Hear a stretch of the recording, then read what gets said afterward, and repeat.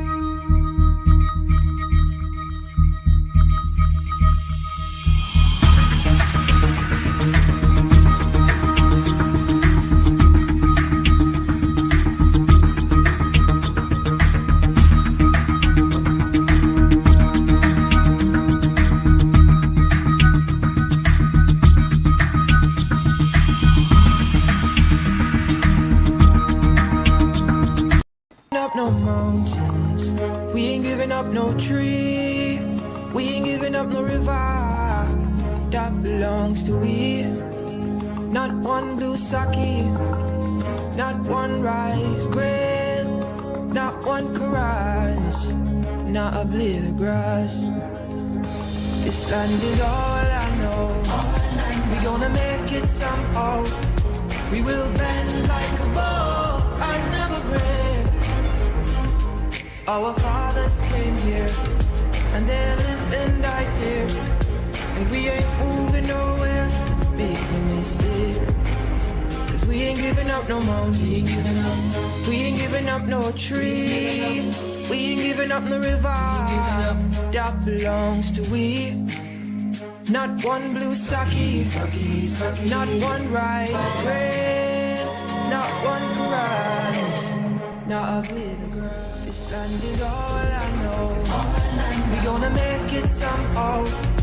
We will bend like a bow and never break. Right. Good night, everyone. Good night, Joel. Good night, Richard, and good night, everyone on Facebook and YouTube and everywhere else, wherever you're joining us from. This is our Tuesday night weekly discussion on economic and financial issues as it relates to Guyana and Guyana's development. Of course, as we had mentioned last week, we are going to be talking this week about local content. That's a big topic for any country, especially a country with newly found resource like Guyana.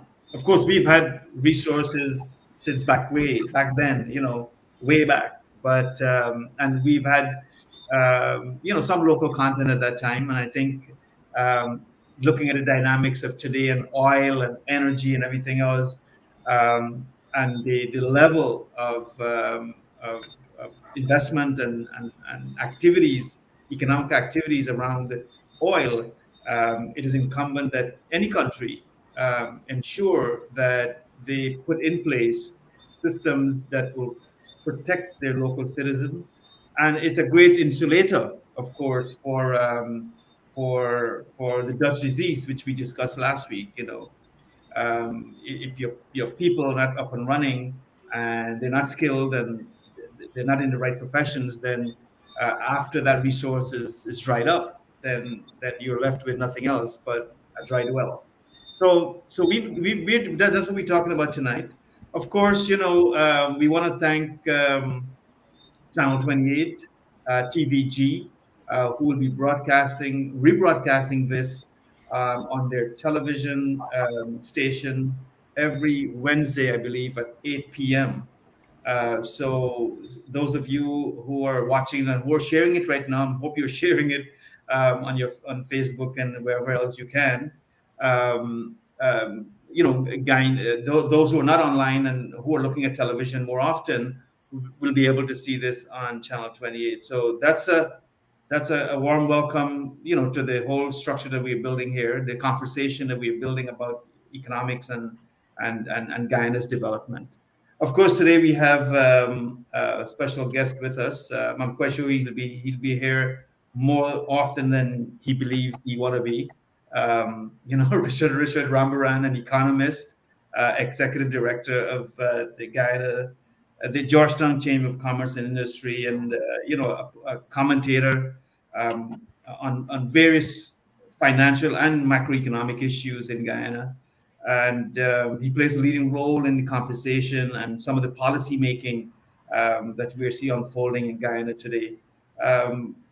Pretty much a similar profile as my partner JB here, who I think you guys know each other quite a lot and you work with each other a lot and so on. So I think this conversation is going to be good. So, you know, JB, what's on your mind this week? We're talking about local content. Um,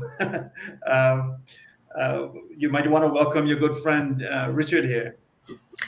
Thank you, Salim. Good evening, viewers. Good evening, Richard. Richard, thank you for accepting my invitation to join us this evening. Um, if I may, Salim, while this show that we've started is relatively new, tonight is our third Third night, yeah. episode. It is. Um, we are not new in terms of doing these sort of programs. I've shared the platform in other forums with Richard doing similar type programs. Richard, as you as you have correctly introduced him, he's one of few Yeah. economists in this country who is extremely well qualified and credentialed, and who is very active in practical matters, issues of national importance, national cross-cutting issues, private sector development. In fact, given tonight's topic of local content, Richard, uh, as the executive director of the Chamber of Commerce, he at the Yeah. very outset, he actually his organization under his leadership, his executive leadership, um, pioneered this whole thing about local content. He even drafted a local content legislation. This was back in 2015, 2016, when we just struck Yeah. oil in commercial quantities. So Richard has done tremendous amount of work in terms of shaping that local content act Mhm. that we have today. And since the passage of that act in December 2021, we've seen all sorts of um, commentaries, all sorts of concerns. There's the CARICOM issue, there's the Trinidadian issue, there is this competition, there is this concern that the Local Content Act is perhaps in contravention with the Treaty of Chagaramas, and all sorts of things. Yeah. And from given the background of Richard and the level of work that he has put into this thing, I think we couldn't get a more suitable guest tonight to speak on this topic. Absolutely. Previously, I've listened to Richard. He did several other interviews and feature presentations on local content. He spoke of um, Guyana's global integration with the global economy, and in his most recent commentary, Richard, you spoke of something that really caught my attention, which I like very much, and I've been talking about repeatedly to business leaders in different circles and in different forums, and that is the Local Content Act. While it is designed to give preference to Guyanese, firstly, while it is intended to maximize the benefit and the value to Guyanese, firstly, at the same time, it does not confer any sense of entitlement Correct. to any Guyanese, because the sector of itself, oil and gas sector, and throughout the value chain, it is a competitive business. So you could have five Guyanese companies, 100% Guyanese, competing for the same work. but that doesn't mean all five will win. Somebody will win and somebody will lose, and then there will be other opportunities when somebody again, and then there will be some point where everybody might need to collaborate, given the scale of activities that will be required in time to come, given where our production levels are projected to be ramped up to 1 million barrels within the decade and so on. So Richard, thank you very much for coming here and to be our first guest. Um, this is not going to be your first invite. I'm going to reach out to you to be on future shows and to talk about different topics. So, with that said and with that introductory remark from myself and Salim, let me hand the floor over to you now to share your perspectives, based on all of that and some of the things that you would have spoken of in different forums. Yeah. And if I can interject a little bit, Richard, and leading from what Joel mentioned about your involvement in the where we what we have today as local content legislation. What were some of the activities that led up to that? What are some of the challenges? What were some of the issues, and how did we get here today? I know you definitely had your knee high in it. So I think for those who have listened, we've heard about the pros and cons and all that kind of stuff, but we never learned about what was the impetus, what was the energy behind it, and how it landed to where it is today, which is a significant benefit to Guyanese. Sure. Thank you both very much for your introduction. Thank you, Joel and Salim, for your kind words. I appreciate it greatly. Firstly, I want to say thank you for inviting me on your program and deeming me to be a worthy guest to contribute to your conversations. Joel's introduction is correct. I actually have been integrally involved from the very inception regarding local content and the entire discussion around the construct of what local content ought to look like and what it ought to be. And as it's no small secret, I've been associated with the Georgetown Chamber of Commerce and Industry for some time now, about half a decade, just a bit over that. And as the keen listener and the keen observer of the Guyanese environment would know, that the Georgetown Chamber of Commerce and Industry has been an institution within the country that has been really driving the conversation of the local content instrument in Guyana. But before I get to that and the historical antecedent to which Salim is alluding to, I think it might be a worthwhile venture for us to perhaps give a definitional framework about what it is we are speaking about when we talk about local content. So within the construct of the Guyanese environment, local content essentially refers to what in-country value retention is had from the petroleum industry. Now, in the Guyanese context where we are, is that in 2021 December, His Excellency the President would have assented to a piece of legislation that essentially caters for the petroleum sector for both operators as well as tier one contractors or prime contractors within the oil and gas sector to procure, employ, and transfer skills and knowledge to Guyanese companies.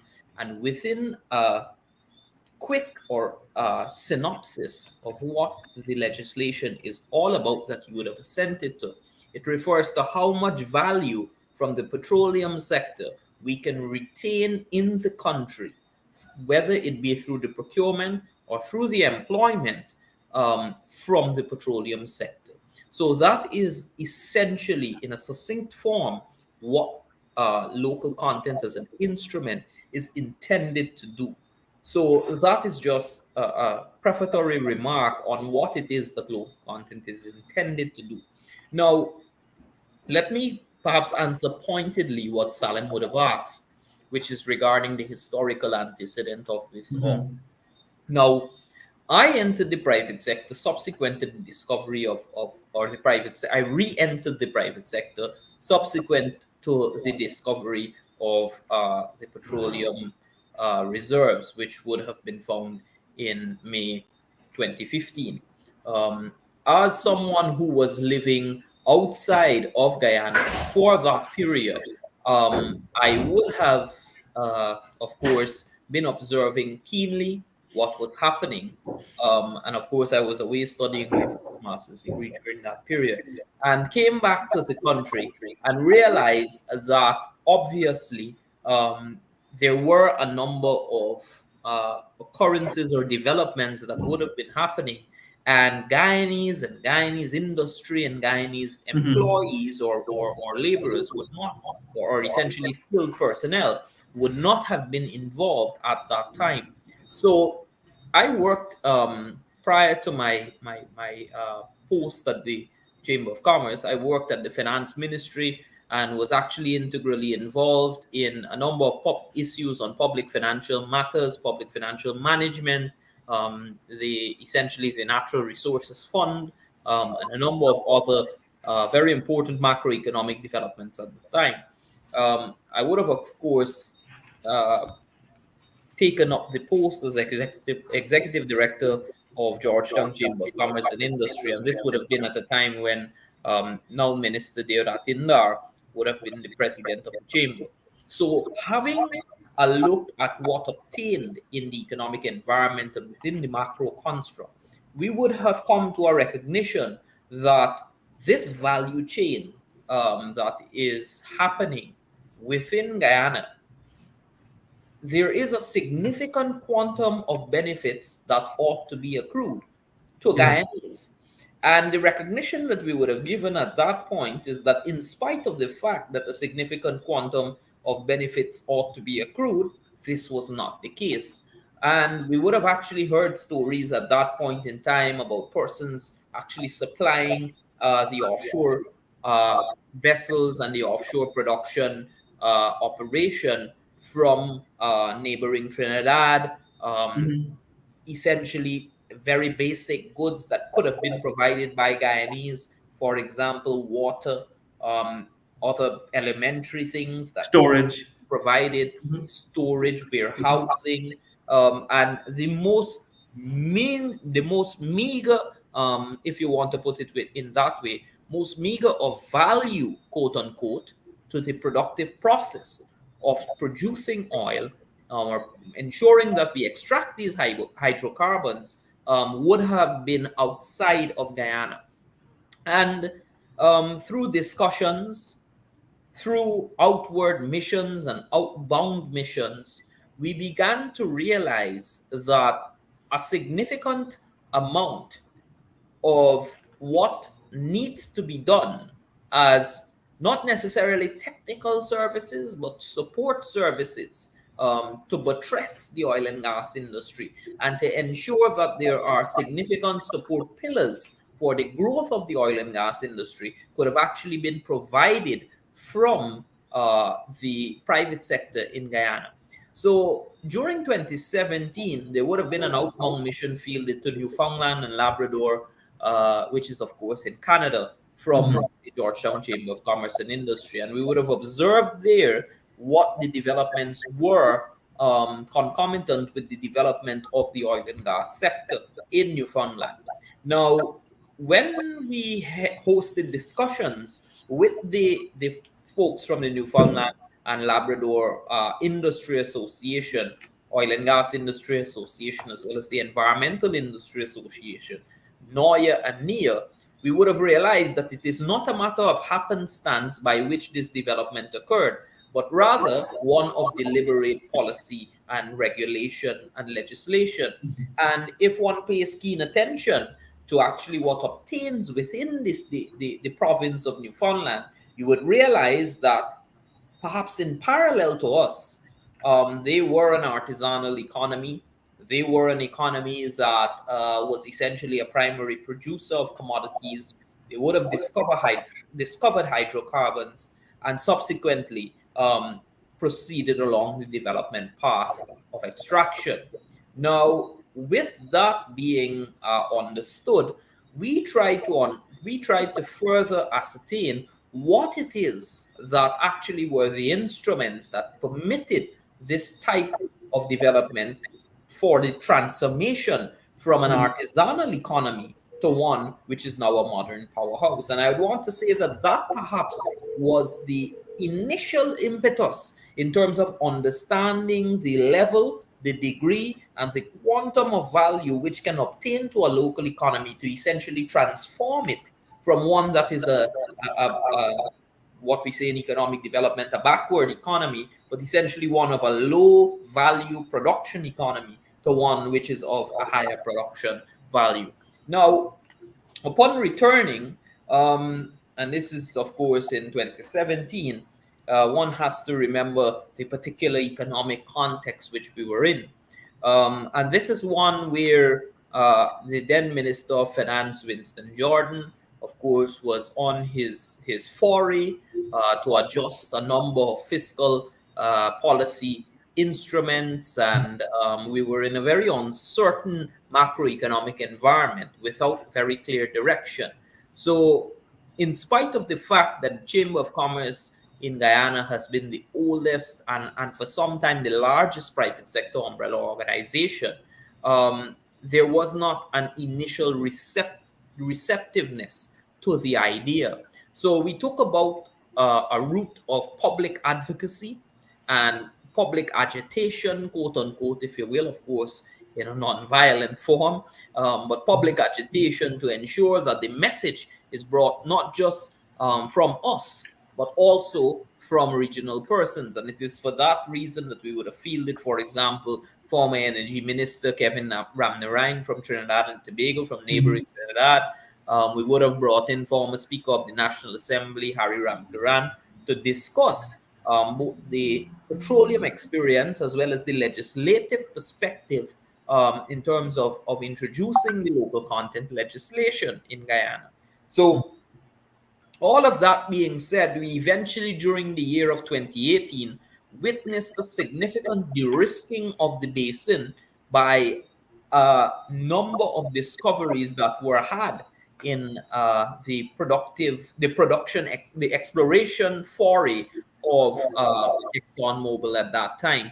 So, and those who were here during that period, particularly those involved in the direct operations of ExxonMobil, will tell you that we were well above the global rate of wells that were successful to wells that were spotted. We were well above that rate.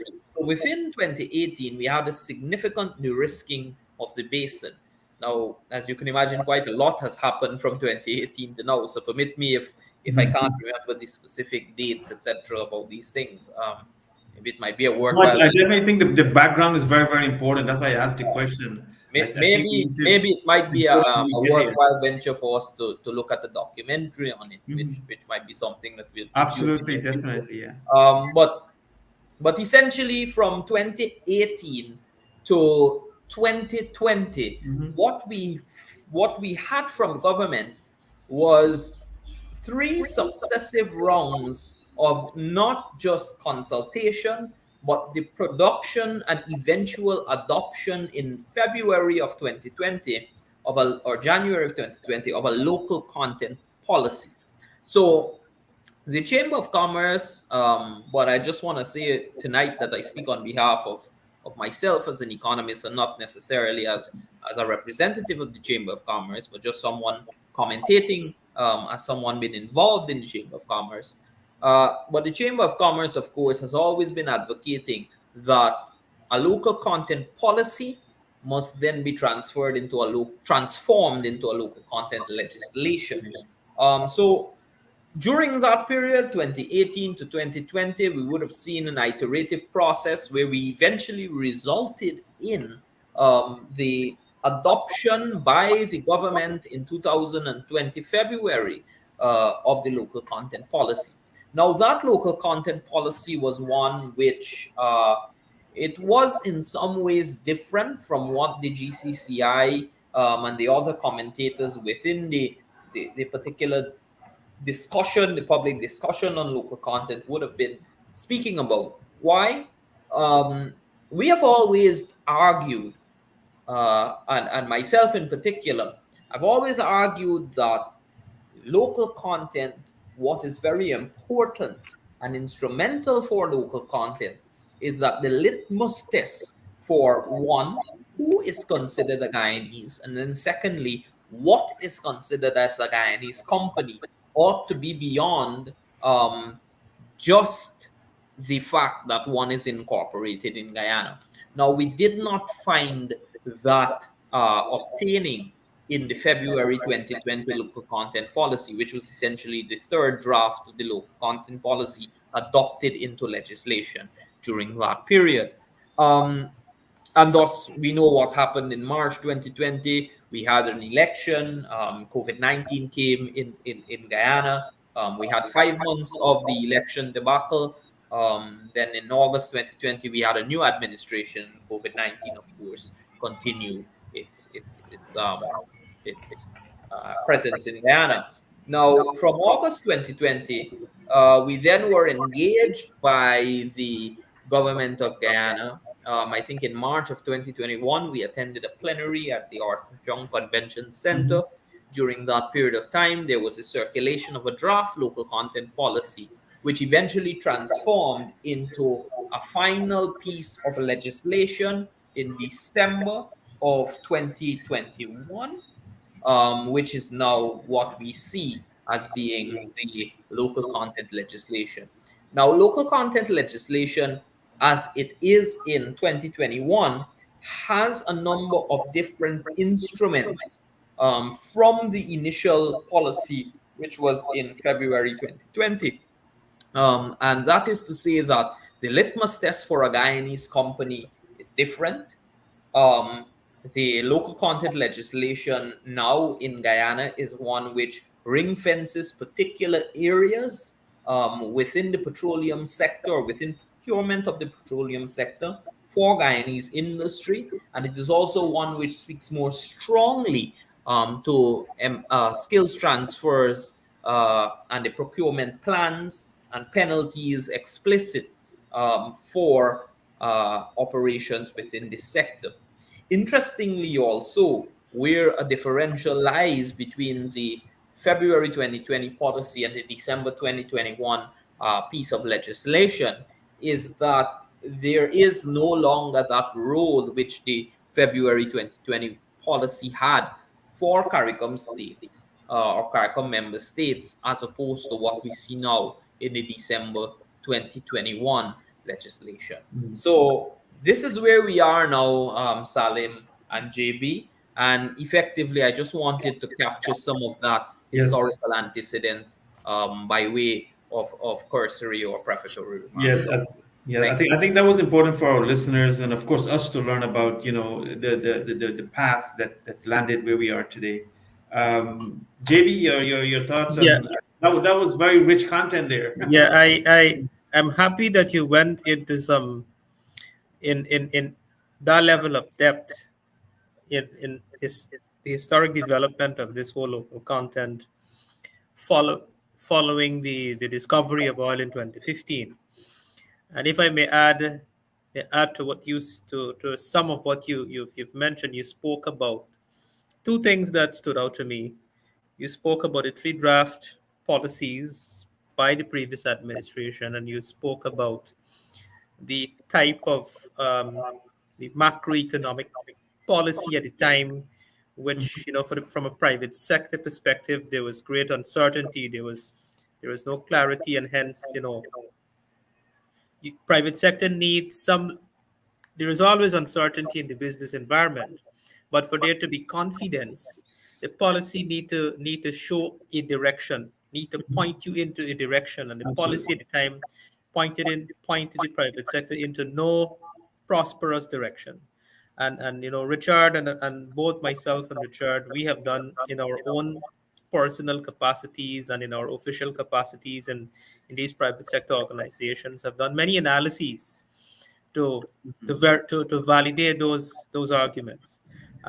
The other point I wanted to make, which is of particular interest to me, I would have studied um, those draft policy, local content policy, Now, Richard give his history when he joined the chamber's executive director. I joined a couple of years later, but prior to my joining the private sector commission at that time, I'm no longer the private sector commission, by the way. But prior to me joining the private sector commission, I was doing a lot of I was doing my column. And through my column, my weekly column on the economy and finance, which I started in April 2017 with Guyana Times, I would have dealt with this matter and done several reviews and analyses on the different draft local content policies. And the first two, if I'm to summarize it, just in the interest of the viewers, for them to understand the challenges we have had from a private sector perspective, um, 5 years ago to come to where we are today. The first two draft policies, um, Salem and Richard, my conclusion was it was a whole bunch of fluff. Um, and I conclude that this was not a pragmatic policy paper. They were more an academic paper, with a whole bunch of academic, wishful, fanciful textbook kind of stuff. No pragmatism, no context to the specifics of Guyana and those sort of things. And then, more interestingly, by the time the third draft came out, there were some bit of consultations that Richard spoke of, which for me it was only for the optics, because nothing that we submitted through those consultations, both in verbal presentations and written submissions, were reflected in the local content third draft policy. This is under the previous administration, for clarity. The first page the first page that introduces the policy, the objective of the policy, spoke to something that which stood out to me surprisingly. It says that this policy is only, I'm paraphrasing here, right? It's not the exact words, I'm paraphrasing what is stated here. This policy is designed strictly for the upstream sector. Now, that's a slap in our face, and I'll tell you why. There is no Guyanese company. There is not a single Guyanese company or not a group of Guyanese company that has the resources, that has the capital, that has the technology, that has the experience and the know-how to invest in the upstream sector. The upstream sector, for simplicity, is the offshore operations which ExxonMobil and its consortium partners are involved in: the exploration, the drilling, the extraction, the production of the raw crude. And the development cost for one phase alone, Liza 1, let's use Liza 1 numbers, was 4.44 billion US and change.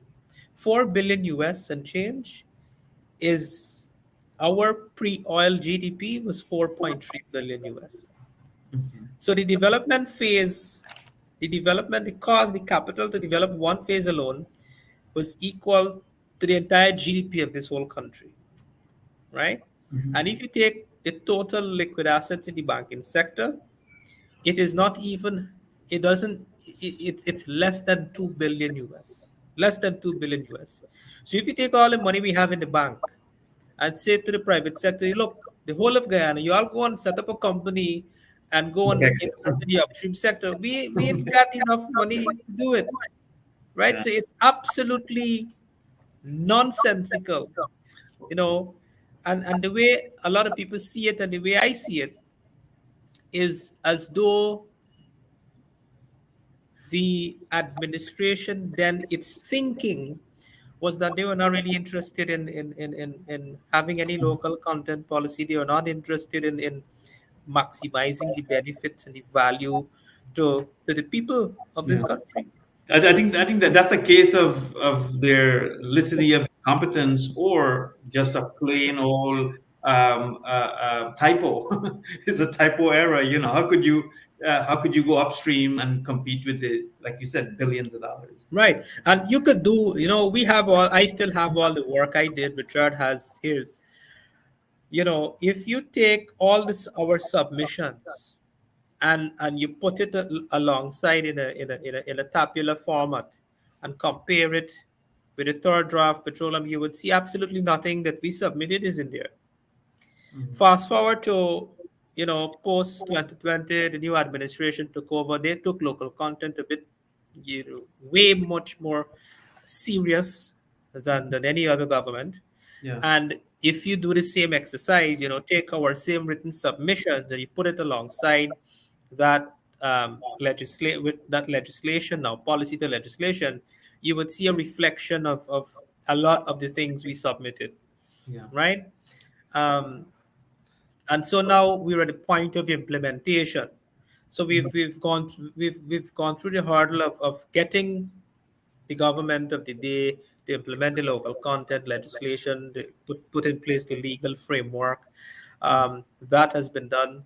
Now it's the implementation.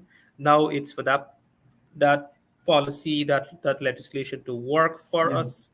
And Well, also we have our role to play. We have a responsibility both as individuals and as companies, as individual companies and as collective, now, uh, build the capacity and so on. as Richard mentioned, that there were two big questions that needed to be answered in the previous drafts before the legislation. It was, who is a Guyanese, and what is a Guyanese company. So maybe you guys can take a stab at that, based on what the legislation has defined Guyanese to be, and are Guyanese only in Guyana? Are Guyanese in the diaspora, for example, United States or Canada? And how are they defined, or how is their definition of being a Guyanese being recognized in the current legislation? Right. So thank you. I think the local content legislation now um, has a very good definition, if you will, of those two, a definition of response to those two questions. Firstly, who is a Guyanese? A Guyanese is essentially someone who is a citizen of Guyana in accordance with the Citizenship Act. Now, that does not necessarily mean residency in Guyana, but it speaks to someone who is Guyanese, irrespective of whichever part of the world they are located in. So that's the first thing about who a Guyanese actually is. Um, Whether or not, however, I'll caveat that by saying whether or not um, we want to consanguinity, which is of third Mhm. degree of or something of the sort. One has to, of course, we need, that is something that we perhaps need to have as a national conversation, but that is not necessarily entangled directly with local content. There are other aspects of the citizenship that one ought to consider, but just want to put that out there as a matter of thought and of food for discussion. So I'll leave that bit.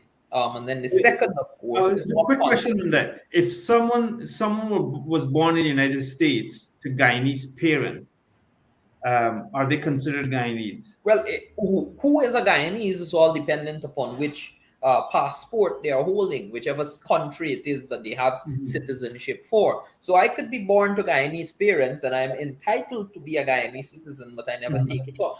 I perhaps take up my American citizenship.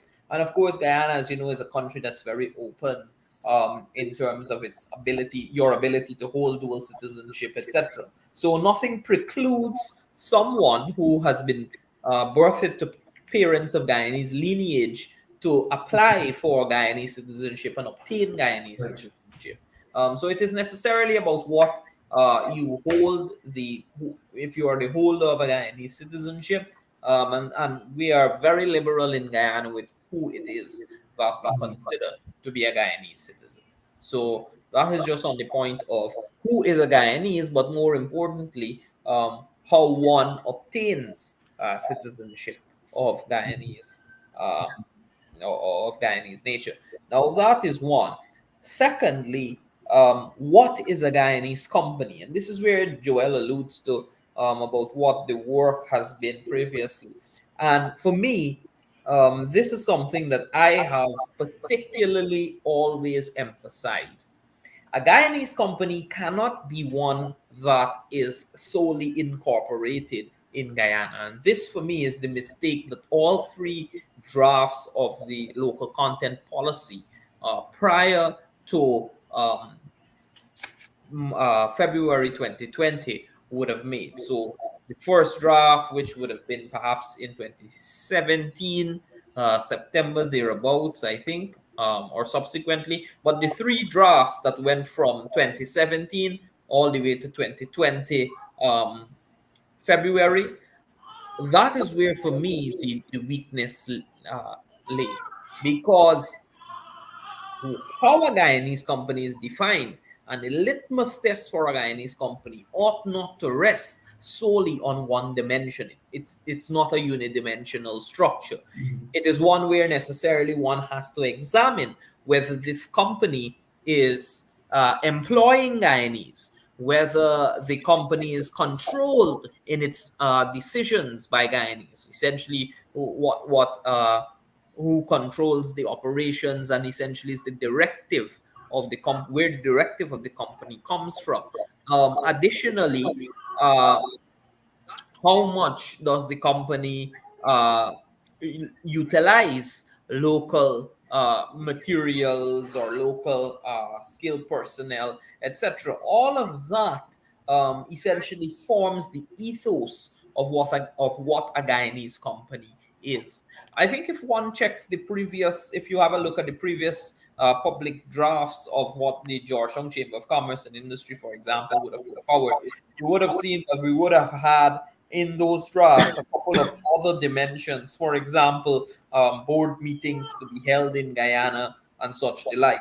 But those, it is not as if, those were hard and fast things. What we were doing was we were essentially suggesting what dimensions of the litmus test can be looked at in terms of the test of locality.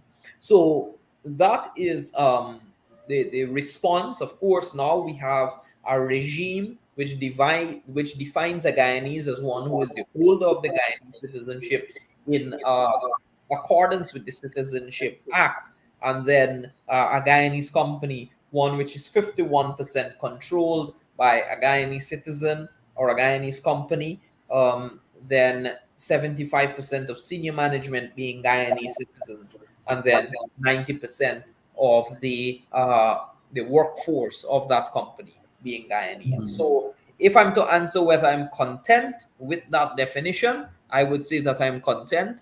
And the reason being is that, of course, it adds a multi-dimensional test of locality to what is considered a local company.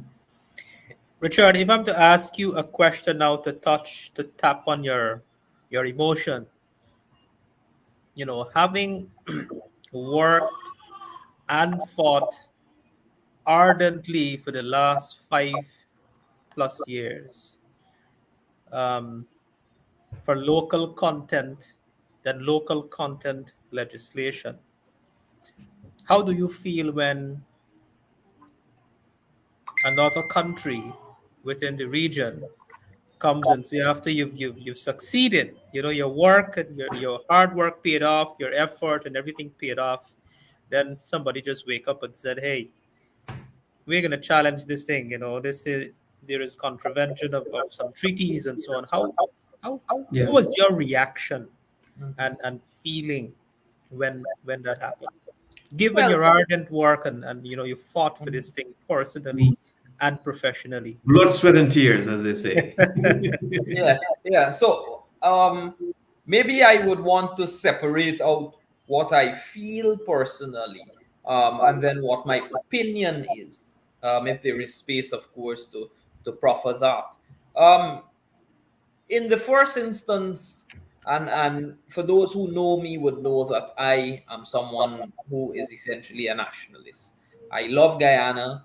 I have returned to this country voluntarily to offer my services, my skill set, etc. When I've had the opportunity to be in other spheres and other places. And so I'm someone that loves Guyana. I've resided in Guyana for a majority of my life, and hence, in some regards, I would say that I'm a nationalist, I'm a patriot, and I put Guyana first. Um, there is, of course, a nexus that exists between Guyana and our Caribbean brothers and sisters. Um, but for me, it is always Guyana first. It is always my country first. And it's part of the reason why I've always personally, professionally, intellectually, and within my academic undertakings sought to ensure that what we endeavor for puts Guyana first and Guyana Absolutely. first at all points in time. Um, so I am of the personal belief that when one is birthed into a country, that you have a social contract that exists between yourself and the state, and that is one's birthright, and that is something that obtains as a social contract between an individual and the state as an institution. And it is for that reason that every citizen of the country or every citizen of a country is always blessed with whatever entitlement accrues or obtains from the natural patrimony. Because the constitution of the country, which is, of course, the supreme land of the law and at its core, the social contract between state and citizen, the constitution of the country dictates that the national patrimony is the property, it is the birthright, and it is a social contract between the state and a citizen of that country. And so, for that reason, I think that there is no question that the resources of the state and the resources of Guyana and all of the benefits that obtain and accrue, whether it be financial or the concomitant development occurrences, all of it belongs to Guyanese citizens. All right?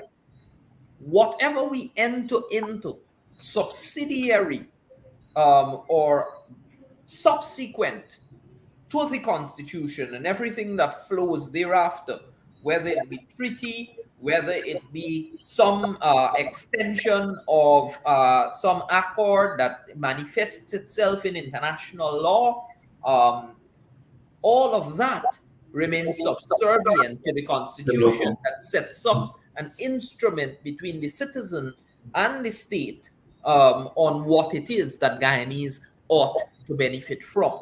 And therefore, by logical extension, there can be no space for an argument that the national patrimony of Guyanese does not belong in form as well as substance to the Guyanese citizen. So that would be, from a philosophical approach, what it is that I'd have to proffer on that argument. And so should anyone try to contravene that logical sequence that not only obtains in Guyana but obtains internationally within different countries' experience, I'd ought to say that perhaps they're out of their depth, or maybe they don't understand, or maybe what they are doing it for would be on a matter of personal greed or for personal benefit. JB, I don't know what you think, but I think that was a long answer that Richard gave for that he's not happy. Yeah. And Salim, I would not say that I am not happy, and this is where I think I wanted to say, because Joel asked me what my personal feeling was, and that's what my personal feeling was. However, I also am a believer in natural justice. I also am a believer that persons who do not believe that something is necessarily right have the redress to court, they have the redress to challenge, and there are instruments that exist within modern and functional democracies and free society, and of course modern economies, to cater for those who necessarily do not agree with particular developments. And this does not obtain only within a domestic context, but also within a regional context. Should someone do something that violates what then becomes international law for a particular sovereign state, then there are methods to which one can seek redress, or there is recourse for one's action. Take, for example, if Guyana is to go maybe fighting some cases of non-tariff barriers that we see existing in blatant violation of the treaty, there is a method through which Guyana can approach for particular redress. Yeah. So it is not that I am not happy or that I am sad about the occurrences, etc. But I'm just, stating from a personal Absolutely. point of view what it is that my perspective from an initial point would have been, and then subsequently, I of course am a believer in natural justice. Yes. I want to get both of you take on this also with local content, sort of versus what the president has been championing. The president has been championing not a petro economy, but more of a diversified economy. Yes, we've got oil, and it's a significant part of the energy that's fueling the economy, but we've got significant competency in agriculture, in tourism, in so many other sectors, mining, forestry, and so on. With local content, kind of giving a very structured framework for Guyanese and our Guyanese companies and incentivize them also to get into the oil. Does it pull, or does it create any conflict with that strategy of creating that robust, diverse economy? Is there a conflict there? Is there a concern there? Do we see that? And even the president himself has mentioned a few times that companies can't find workers. A lot of our professionals are going into the oil and gas sector. So I'm just trying to figure out whether I'm sure we've got to do both. We've got to sustain the oil sector with the professionals and ensure that Guyana gets a big part of that pie. In addition to that, we have to also ensure that we do the same for agriculture and forestry and other significant areas that we have relied on for decades. So where is do you guys see a conflict there maybe? Well, maybe you might want me to go. I don't know. Yeah, go ahead, Richard. Sure. Now, naturally, there exists a congruence between the petroleum sector, the presence of the petroleum sector, and the underdevelopment of a country or its stagnation of its growth Absolutely, process. And this, of course, has been coined as being a natural resources curse, or what we understand commonly to be the Dutch disease, quote unquote. Now, I want to say that it is to the credit of the government that they are championing Yes. other areas of development, because if one is to understand essentially what the natural resources curse is, it is at its core allowing only one sector to develop, Absolutely. and that is whatever it is, the particular natural resources, whether it be gold, whether it be petroleum, whether it be any other resource from the extractive industry. So the government ought to be commended on the point that they are pushing not just the production, but the productivity in other sectors, because those are very important components of mitigating against the Dutch disease. Now, there are some proponents within the Guyanese economy that would say, leave the oil in the ground, and let us perhaps proceed along whatever development path we are on, absent of the involvement of our hydrocarbon resources.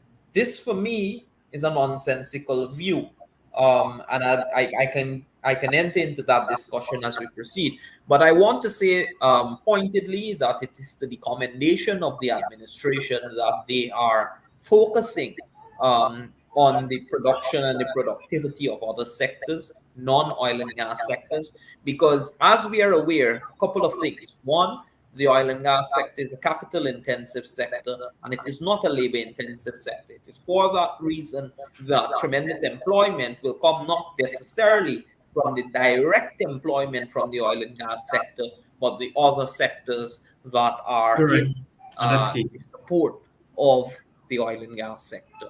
Uh, Additionally, it is noteworthy to mention that the oil and gas sector can have an uh, an effect on your economy where it introduces an additional dimension of volatility. And when one has a strong non oil and gas sector running in tandem with the oil and gas sector, as has been seen throughout 29 resource rich developing economies, there is a tendency to ensure that that volatility that exists in the oil and gas sector, particularly when supported by a sovereign wealth fund that is managed properly, does not leak in to the vulnerable groups in society. And I think we are at a fairly good place in Guyana where we have had discoveries of the oil and gas. We've had the institution of a sovereign wealth fund. We have had now the local content legislation as an instrument for local businesses, and we have a government that understands that we Yeah. need to not just drive hydrocarbon exploration and extraction and the petroleum sector development, but we need to ensure that the other sectors, the traditional sectors of the Guyanese economy, are supported and support growth essentially. So I think it's to their credit. I think that we ought to ensure that we promote the sectors, and really that is where we will find our development path, balancing the oil and gas sector with the oil and gas sector. And Joel, I mean, we've got like a few minutes more. I want you to take your stab at it. Does a robust local content participation a threat to this diverse economy that and the vision that the president so eloquently talks about quite often? Uh, Not at all. It is not a threat by any means and any standard. I endorse fully what Richard has said. It's more complementary, it's necessary, and the government of the day, His Excellency the President, has a very deep understanding and appreciation for um, our inherent challenges and what are the solutions we need to take us into the future and to develop this economy and to develop this country to make it more prosperous for all of us, all of the people, all of our people. Um, Last week, we spoke extensively about the Dutch disease and how to avoid it and we went into great depth, you and I, what the government is doing currently. So I don't want to regurgitate those, you know. Um, but just to add something else to the discussion from the local content and the threat by some of our or a group of our regional counterpart, I want to say that the crux of that contention, the main contention, is that the the Local Content Act excludes participation. That is not true. The Local Content Act does not exclude participation. It facilitates participation through a formula for joint venture, where part of the definition, Richard was talking about the definition for a Guyanese company. There are three criteria that you have to tick to be regarded as a Guyanese company in accordance with the Local Content Act. That is the ownership, Yeah. um, 51% Guyanese ownership and control, 90% senior management slash executive management, 75% local Guyanese employees, the staff, right? So companies from other parts of the region and international companies are welcome to come to There's a Guyana framework for that. There's a and framework to look make it happen. for suitable partnerships and form joint ventures, a 51-49% formula. So how could that be exclusion? And then the act, there is a schedule 1 in the act. It only carved out 40 um, areas, goods and services for Guyanese preferences. Richard will tell you that there are over 200 different types of opportunities and goods and services that are required to service the sector. That we haven't yet developed the capacity. So the act in no way, promotes or facilitate exclusion, right? That's how you're going to build capacity through joint ventures and so on. And in fact, there are, Trinidadian companies here that are in partnership with local companies, right? So this whole thing, my comment And that I other want, countries too, not Trinidad only, other yeah, countries too. I don't think, no, Mhm. it is not a position of Trinidad.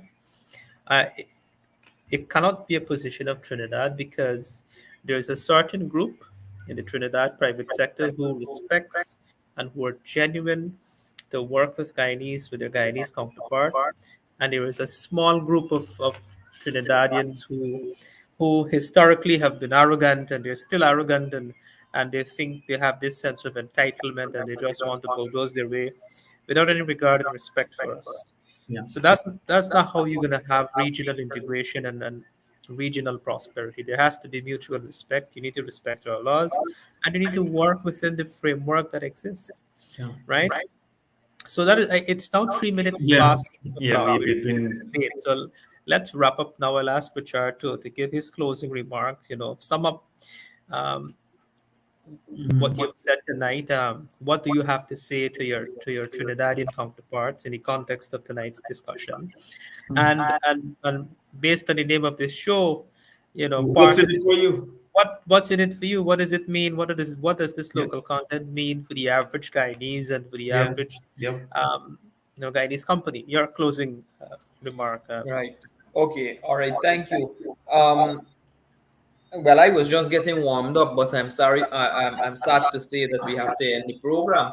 For my point, I was now finishing off my introductory remarks. But okay, I'll begin to wrap up. Yeah. Yeah. Um, well, what's in it for me? I am an average Guyanese citizen. And I look forward to seeing a couple of things.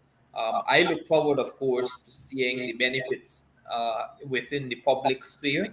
I look forward to seeing the public goods of the country improved. That, of course, includes better healthcare from the public system, better education being provided for all Guyanese, better infrastructure being provided. And all of that, of course, comes through government, government budgets, and government expenditure. I also, on the government side and what the government can provide. And in addition to, I also look forward to a fourth public good, which is that of macroeconomic stability. And I trust that based on the instruments that we currently have in place, and some improvements, of course, that can be made, that we will preserve our precious macroeconomic environment and that stability which is obtained in Guyana, particularly from the early 2000s up until uh, 20, the mid part of 2010 to Yeah. 2020. Um, because, of course, we see what can be the effect of inflation and rising inflation for the average person. So that is on the first dimension as it relates to what the government can do. I think those four things in particular, I look forward to. On in terms of the second dimension of what I look forward to greater opportunities in two regards. One, for MSMEs, micro, small, and medium-sized enterprises, and what they can benefit from and access from the economy. bearing in mind that it does not necessarily mean to supply the oil and gas sector, but one can always supply supporting services that grow in accordance with or concomitant to the oil and gas sector. So I look forward to that, as well as the second aspect of the increased opportunities is increased opportunities for employment. I look forward to seeing every Guyanese citizen having a decent work, or what the United Nations, of course, talks about in their seventh development sustainable development goal as being decent work for all. I look forward to that, and really seeing that all Guyanese citizens are able to benefit materially from public goods, a stable macroeconomic environment, opportunities, whether it be opportunities to start an enterprise, or whether it be opportunities to be employed. I look forward to the day that we are at that position, and I think honestly, we are on the way to that. Of course, we have to ensure that we maintain that vision, that focus, and I think that where we're headed on, at least it's a path that one can observe that end at some point. So I don't think that we are regressing. I don't think that what we're doing is retrograde or retrospective in any way. I think that we are moving along, but we ought to bear in mind what challenges can accompany a natural resource driven growth cycle. So we need to be cognizant of that. So that is the first thing about what's in it for me, or what's in it for the average Guyanese person, myself being an average Guyanese citizen. Secondly, I wanted to just allude to something that I would have mentioned earlier, because I thought we would have touched on it a bit more if time had permitted, is the fact that this nonsensical argument of leaving the petroleum reserves in the ground is one which ought to be utterly rejected, outright dispelled, and in no way accommodated by right-thinking Guyanese who want to see this country progress. If one understands where we are within a global development trajectory, you would know that we have a closing window, and one that is closing very rapidly, on the period in which we can capitalize or utilize this resource which we have. We perhaps will be the last frontier economy when the history of the global economy is written. We will perhaps be the last frontier economy to produce hydrocarbons, to produce petroleum in the way that has been traditionally done, which is, of course, extraction from the earth, and producing energy in that form. And it is something that, of course, we know the world is moving towards its reduction by 2050.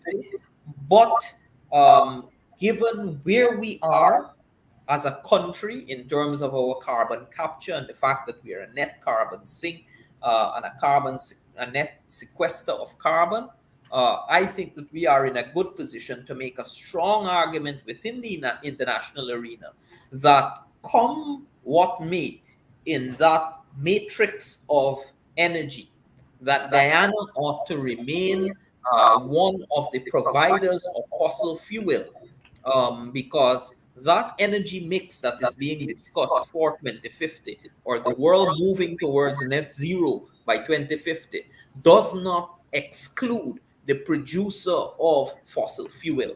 And if one thinks about it, given what our natural patrimony has blessed us with in terms of a light sweet crude and its low cost of production, and its relatively low impact on the economy, not the economy, the environment, when juxtaposed against other forms of oil and gas, I think that we are in a very good position to argue a point that we ought to be one of the suppliers of that delicate component of fossil fuels that will exist in 2050, when we reach an economy, a global economy that is at net zero.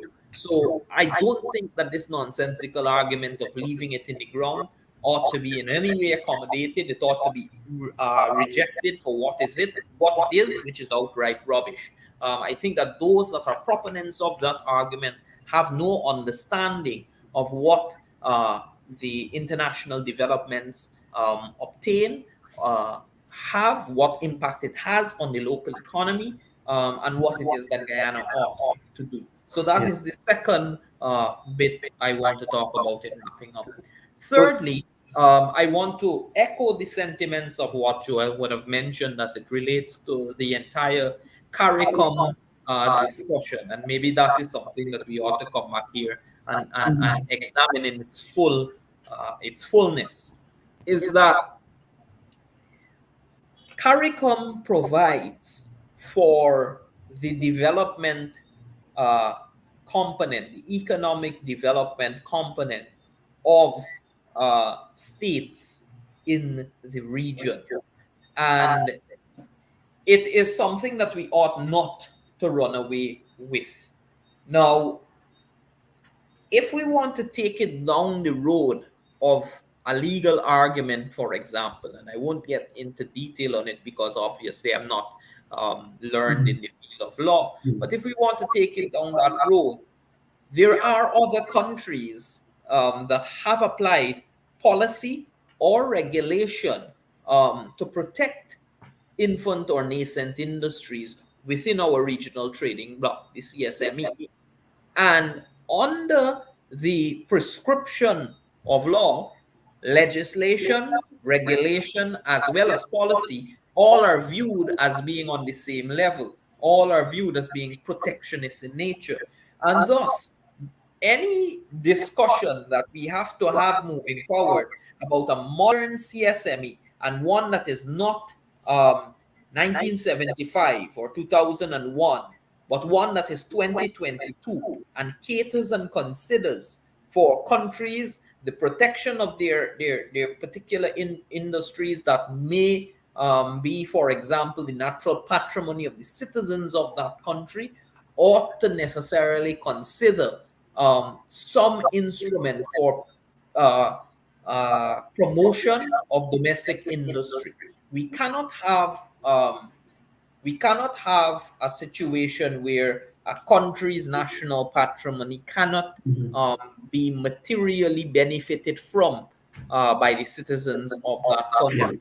And Joel would have made a very good point, and I want to support him 100% on that point and echo the same sentiments as him, that our local content legislation does not uh, block anyone from coming to this country. It only sets conditions under which uh, one is able to access, if you will, opportunities within the petroleum sector. So there is no blocking of anyone from coming here. There is no stopping anyone from coming here. But as the Georgetown Chamber of Commerce and Industry, for example, has been saying for many years, when you are coming, come, find a partner so that we can all benefit. There is benefit in having a local partner. There is benefit in partnering with someone. So essentially, we are not in this country stopping or blocking anyone.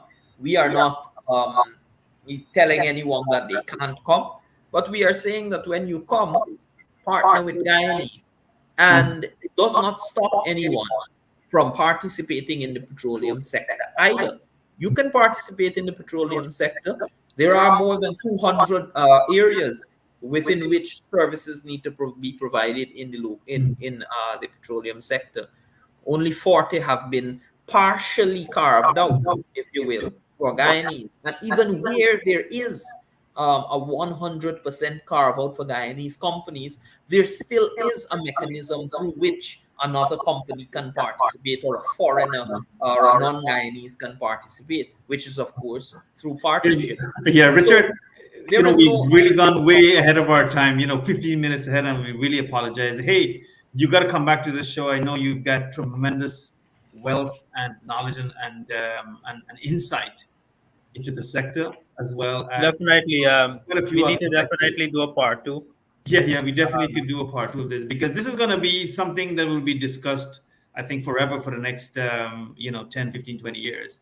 So I don't think you're not going to be coming back here. But thanks, Richard, for your time, for your effort in bringing local content to where it is today, for your insight into these matters, and to kind of provide a view for the average Guyanese, as it relates to local content and the oil and gas sector.